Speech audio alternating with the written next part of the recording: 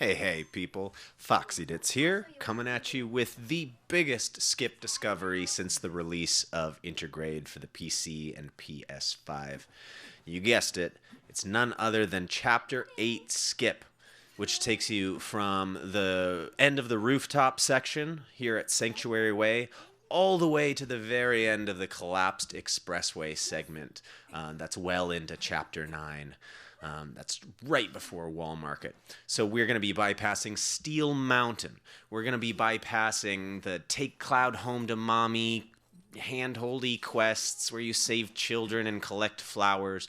All that's gone because we get out of bounds right there and we run Aerith into the life stream and she comes out the other side at the end of the collapsed expressway. So I'm speeding things up here because the skip takes a little while to execute, but for the length it takes to execute, we save roughly around 25 to 27 minutes on both New Game and New Game Plus. So for speedrunners, this is huge. And see where Aerith is coming out here? She's just going to run right into the collapsed expressway from the other side of it. After a couple little swaps back and forth to prevent the flea timer from running out, there we are. And so now let's move to the tutorial section for how to do this skip. We're going to start off immediately after you drop down from the rooftops.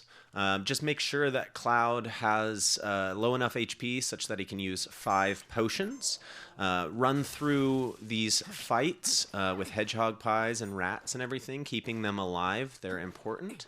And we're going to the gate that leads out of Sanctuary Way because we're going to use that gate to imbue Aerith with a special property I like to call Nullspace Disable, which is going to be responsible for making sure she can run outside of bounds freely. So we're coming up at that gate, and we're going to push Cloud through, and immediately as he goes in, we're going to hold back on the analog stick, and that should trick Aerith into staying on the other side. We're going to keep her on the other side by having her throw potions on Cloud, and make sure to hit multi-use, and then hit L3 so that you can run. And we're going to count 5 potions, because 5 is the magic number, perfectly timed, such that as we enter this fight, and we can see this here, she will be making her way through that gate section. But since we warp her out from going through that gate section, the game forgets to re-enable certain collision code on her, and that's going to be what allows her to move outside of bounds so easily. Next, we're just going to roll back all the way to the basically where we started after the rooftop sequence, and that is going to be where we start our actual skip. Now, you can just start it right here, of course, but for the sake of demonstration, I'm going to go ahead and end combat there. We're going to re-enter that fight. I start by sleeping the hedgehog pie. That's New Game Plus only. If you don't, then he basically is just going to be fireballing you.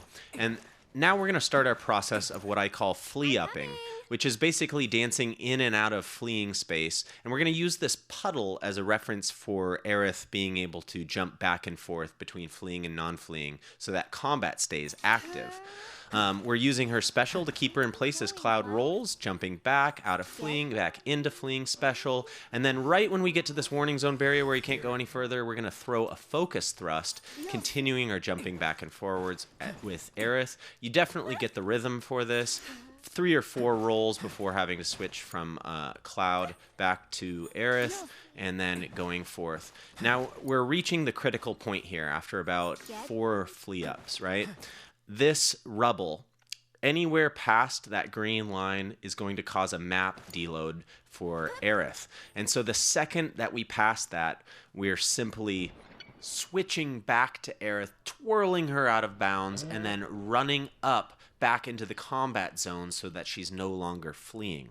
Now we can stay out here as long as we like, because we are currently out of bounds but still in the combat zone.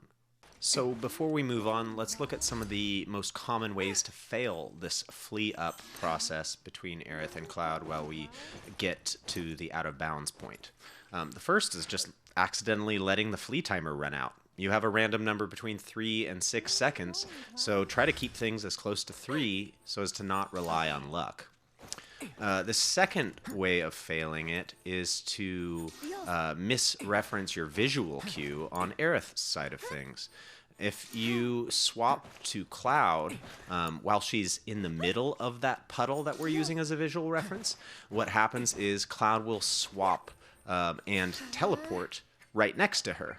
Even though you're in fleeing, the problem is that unless you're on the green side of that puddle, you're warping Cloud back over to you.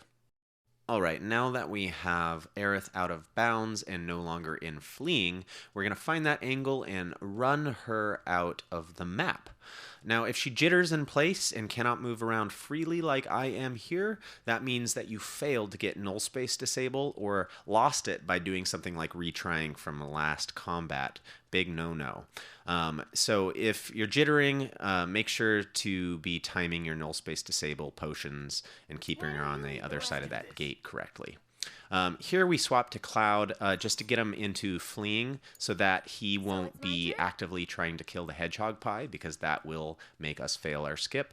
And what we're doing here is we are running towards that little triangle clip in the terrain up ahead. And once we get through that, we're going to start counting our seconds. Now, you don't need to time it perfectly, but it is exactly 25 seconds before we stop and make an angle change. There is a visual cue, of course, that you can follow. You see the mountains moving on the left side very faintly in this ether life stream fog that we're in. Those get closer and closer and closer until eventually they kind of just disappear and you kind of run through them, and that tells you when to turn. And we're going to face to the right and run directly at the center of this pillar of Midgar that you see highlighted. I'm speeding things up here because this is by far the longest leg of our journey. But if you run directly forwards at this, and it takes about 2 minutes, you'll see here in a moment that we will pop through and naturally load into the collapsed expressway map. And the moment that we do, you see the flee timer come back up. I like to enter into photo mode to see kind of where I am, and this is about the sweet spot. So I'm going to angle Aerith to face the collapsed expressway and start running her towards that. Now, we do have to be mindful of the flee timer, so swapping back to Cloud resets it no matter where he is in the combat. Basically, all that we need to do is swap back to him every couple of seconds and run Aerith towards the collapsed expressway. And if we do that correctly, well, you see we can let combat end and Cloud warps over here to us. So that is the skip. Now, there's a couple of caveats here, right? So we're running through the collapsed expressway, and funny enough, this is actually the chapter 13 section of the collapsed expressway, but no matter, we can still get through it. There's no enemies to fight or anything. We just have to run through, and then we'll end up in Wall Market as intended. But there's a couple of caveats. If you're doing this on New Game Plus, that's it. You're done. You don't need to do anything more. Just, continue your speed run through Chapter 9. But if you're on New Game, you won't be able to buy the Parry materia until Chapter 13. Now, you may ask, why? Why can't I buy the Parry materia? That's a really useful materia, especially if you're doing chapters 10 and 11 skip, which basically requires it on Tifa. So if you want that Parry materia, you're going to have to take an extra 2 minutes to go hit a trigger that actually is responsible for enabling it in Chadley's shop in chapter 9. So we're going to go ahead and show the video sped up of me doing that. And it just basically entails running all the way back to Sector 5, hitting the trigger where Aerith says that really annoying line, "I don't like this part of Midgar," back when they were building Midgar. You have to hit that trigger. That's what enables Parry for purchase in Chapter 9. Again, New Game Plus does not need to do this. I'm just showing this for the people who are doing New Game speedruns.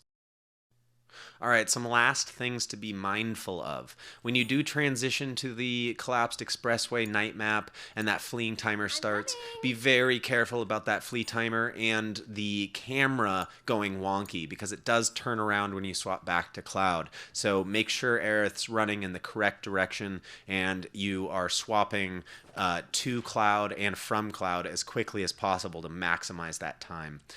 The other thing that can happen is Cloud gets into a permanent walking state sometimes. And what you're going to do is just save the game and reload it. No biggie. He's back to running as fast as he normally does outside of combat. So that's a solution if you run into that problem and it only loses a few seconds on PC and PS5 because how fast the loads are. And then lastly, I will say this skip works best on 60 frames per second. Now, FPS and map load / deload times are inextricably linked, so some of this stuff just doesn't work well on 30 frames per second, or maybe doesn't even work well on 120 frames per second. Stick to 60, that is the ideal for this skip. I think that's everything. Let me know in the comments if you're having trouble with anything. As always, feel free and join our Discord. You can find that on speedrun.com, the Final Fantasy VII Remake board. And I am in there all the time. My name is FoxyDits, and I will help you learn the way of the skeep. All right, well, that's all I've got. Take care, everybody, and see you next time.